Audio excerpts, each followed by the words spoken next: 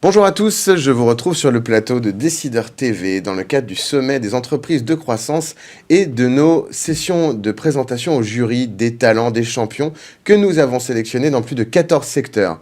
Évidemment, secteur phare de nos catégories, les ESN et les boîtes techno. Je reçois aujourd'hui Éric Perrier, fondateur et président de Viséo. Bonjour.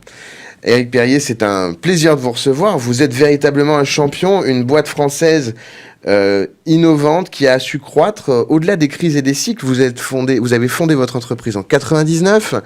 Vous n'avez donc cessé de croître. Vous êtes passé rien que sur les 5 dernières années, entre 2017 et 2022, de 148 millions d'euros de chiffre d'affaires à 300 millions d'euros de chiffre d'affaires.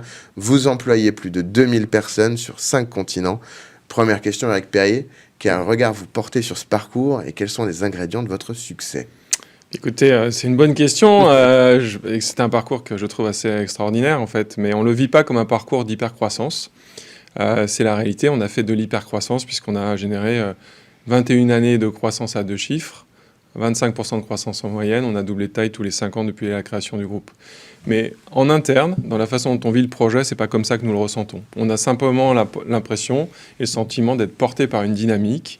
Et au quotidien, on vit ça en bon père de famille, on vit ça de façon assez responsable, sans prendre de risques. C'est simplement la dynamique incroyable qu'il y a eu autour du digital qui nous a embarqués dans cette aventure.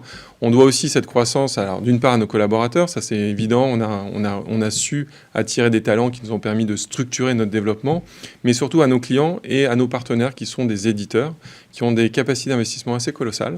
Donc nous avons, je pense, choisi les bons partenaires technologiques avec lesquels nous travaillons aujourd'hui aux 4 coins de la planète, des leaders mondiaux, mais aussi des champions locaux. Et puis bien sûr, nous avons aussi choisi de travailler avec des acteurs, des clients qui sont des leaders dans leur marché et qui ont des ambitions de développement assez fortes.